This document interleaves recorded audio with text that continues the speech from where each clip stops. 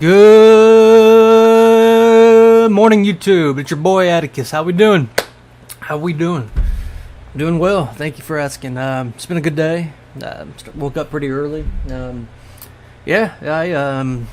saw Marilyn Manson a couple days ago. I think I mentioned that, and yeah, it's been a good day. Been a good week. So today I thought I'd play a little vampires and bring you guys an Ethereal build.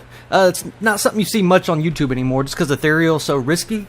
But, if you think about it and break it down versus certain matchups that don't have Lord of Fire or a lot of magic causing units, it could be good. So, we're going to talk about that today. I'm going to show you my build. How am I sounding? You guys hear me okay?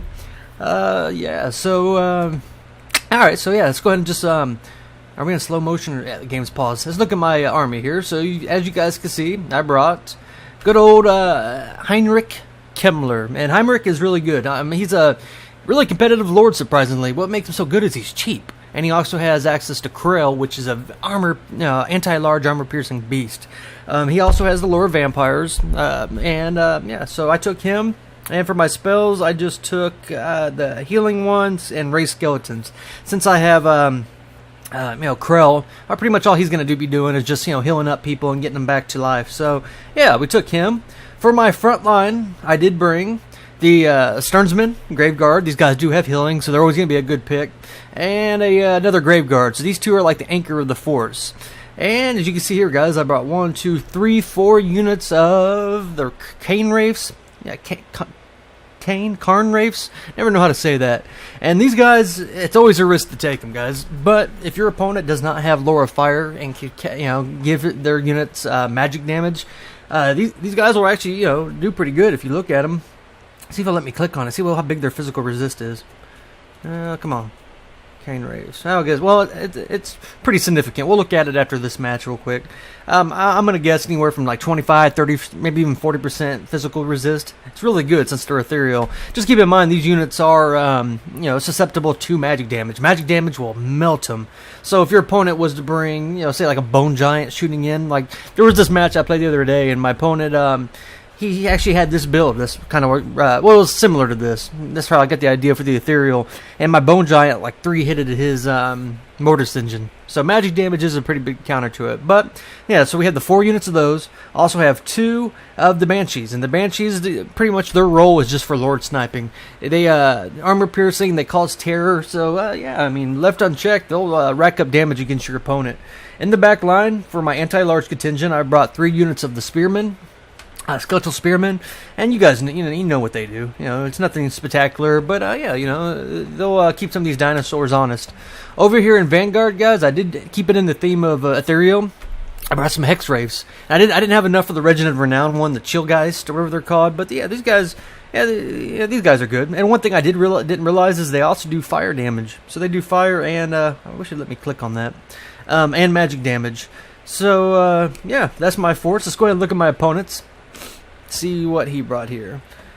So my opponent went really dino heavy, and against the vampires, that's usually a smart move, just because vampires generally struggle against anti-large. If you think about it, all they have for dedicated anti-large is Terrorgeist, which are expensive, and the Spearmen, which don't have armor piercing. So yeah, he brought looks like a Pharaoh Carnosaur, Krokgar on his mount, supported by a Stegodon, and 2 units of the Kroxigars. Now, if you're playing single player, the Kroxigars have blessed ones that do magic damage, but you don't have that access on multiplayer, so these are just regular ones.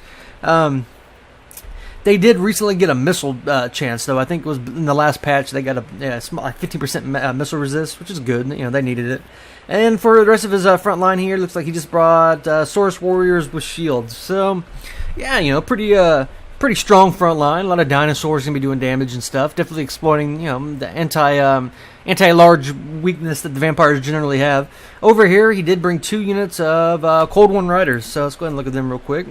And the Cold One Riders are, they're armor piercing. These are not the anti-large variant though. So just regular ones. Maybe to try to get in the back line, get some rear charges. But you can see that we both vanguarded. Well, I vanguarded in his territory, so I'm gonna be able to get a pretty good pick here. So let's go ahead and start the match, guys. See how it goes. So yeah, right off the bat, I'm going to notice that my units are going to be seen. And we're just going to go ahead and collapse in right here. So Yeah, we'll kind of see how 2 units versus 1 of Hex Wraiths do. And yeah, I mean, it's looking like I'm winning. 2 units are getting more damage than he's damaging me. And it's that physical resist, guys. As long as he doesn't have any way of supporting them, you know, I'm getting like that 40% physical resist, and it's going to add up. He is going to wisely send I think it's Krokgar over there to assist, but, you know, it could be a double-edged sword, because if I'm luring his lord away from the main engagement, well, then he's not, you know, but he does start trying to pull his men close to that, and that is a smart move. Try to keep your forces, you know, able to support each other. Separating them like that might not be the best, you know, the best move.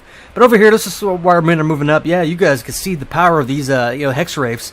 If someone doesn't prepare for them, I mean, they're 2-on-1, they're just destroying these guys. So it's definitely a, you know, definitely a good pick for me. So over here, you can see the front lines are going to start to engage, and yeah, we're gonna test the power of the Cane Wraiths. And let's see here, coming over the ridge now, he can finally see what my forces I had, because keep in mind they were hidden. And yeah, so now the frontline engagement's going to go, guys, and we're going to see. You know, we're going to test the power of Ethereal. One of my biggest problems with the undead is just how slow they are. That is kind of annoying. I think it's whenever you bring like a you know, a corpse carter or something like that. You can see right here, I kind of pulled out my Karn Wraiths, or my Hex Wraiths, excuse me, to try to chase after his Cold One Riders.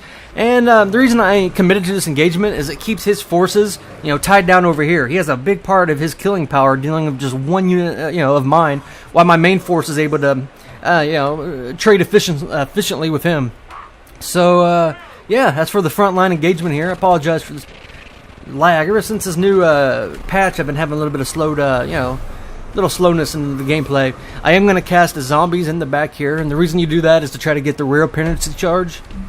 So yeah, keep that in mind, guys. And you can see right now all the terror that I have on my forces. It just breaks his men. He can't really compete with that. So we are going to break this little pocket right here, and he is going to get the Cold One Knights and you know, to assist.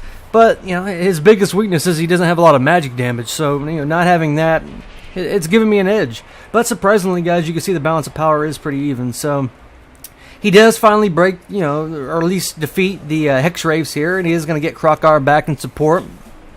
As for the left engagement here, this one he seems to be doing a little bit better. You know, with the what are they called?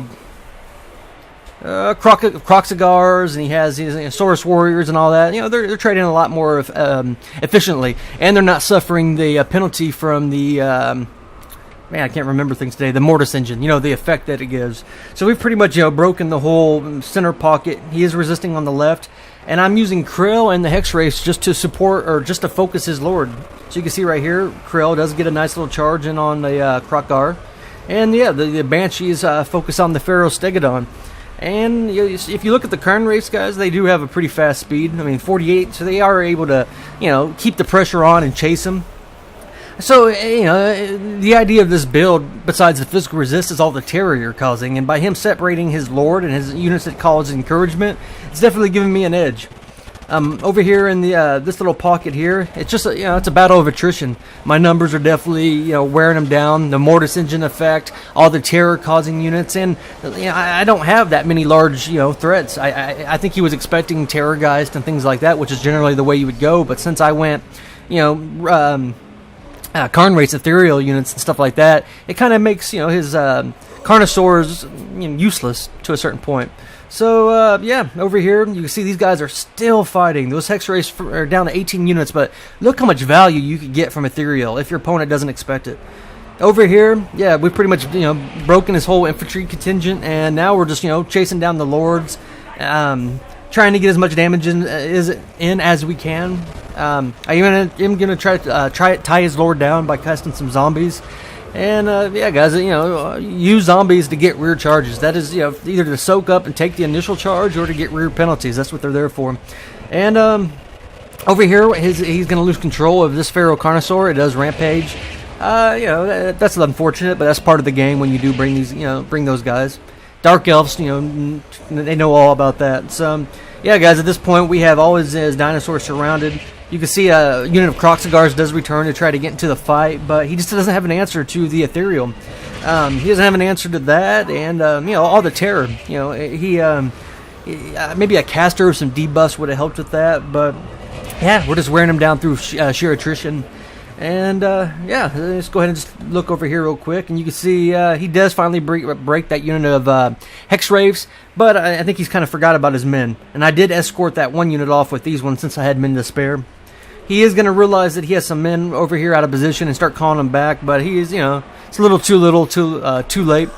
And yeah, I mean, we're pretty much just wrapping it up here, guys. Croxigar's making his last stand, it would appear. And yeah, I'm going to focus charge my men in here and try to wrap them up. So yeah, the Ethereal build, it's fun. I mean, it's definitely risky. If your opponent has Lure of Fire, generally don't bring this, guys, unless you really think you'll catch him slipping, But and if your unit doesn't prepare for it, like, it will devastate you. I mean, you just don't have an answer for it. Lure of Fire, for those who are wondering why I keep saying that, it's for a cascading fire cloak. Is that what it's called? There's an area effect when it gives all your units fire damage and magic damage. It's under the Lure of Fire. So I'll look at it here in a second. But sorry about this lag, guys. I don't know why it's doing that. But yeah, so that's game, guys. So good game to my opponent. We'll go ahead and look at the end screen breakdown here, and I'll try to figure out why we're getting a little bit of lag here whenever I'm recording. So. Alright, so yeah, looking at the in-screen breakdown, what's his name, Kimmler, he's a good lord, guys. He's a fun lord. Krell is such a beast, and the reason he's so fun to bring is he just allows you to bring a bigger army since he's so cheap. So I mean, if you strip him down, just take Krell, maybe a healing spell and some skeleton or zombies. I mean, yeah, it allows you to just go so wide, which is the counter to so many different armies. Like if you're fighting Dark Elves, that's a good strategy. They suffer versus numbers.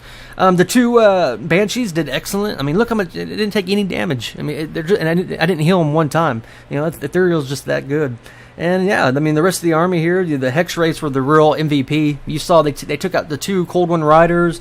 They held those other 3 units in place over on the right side. And yeah, I mean, it's just a very small window of opportunity where you could bring Ethereal. But if you can't seize it, definitely seize it, guys. It might help your win rate.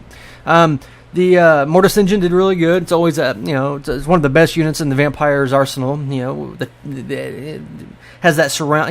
Keep in mind it has to be in combat for it to get its draining effect. And yeah, everybody else, I mean, it just performed really good. So as for my opponent, Supreme Swifty, good game to you. For his build here, he definitely would have benefited by a caster against this matchup. Since you're generally going to face numbers, you want to keep your forces able to contend with it, since you're going to be outnumbered. So having something like Lore of Beast, I think it is, and Heavens, having the 2 spells that the area effect debuff spells, I can't remember them off the top of my mind. Yeah, I mean, I don't know what I would have done differently here. Definitely some chameleon skinks. Definitely take advantage of the fact that the vampires don't have any range. And, definitely need your spells. Yeah, but, I don't know, guys. The whole point of this video, though, was just showing you the power of Ethereal and, showing you that strategy. So, yeah, good game. And this is Atticus, and I'll see you next time. Thanks, guys.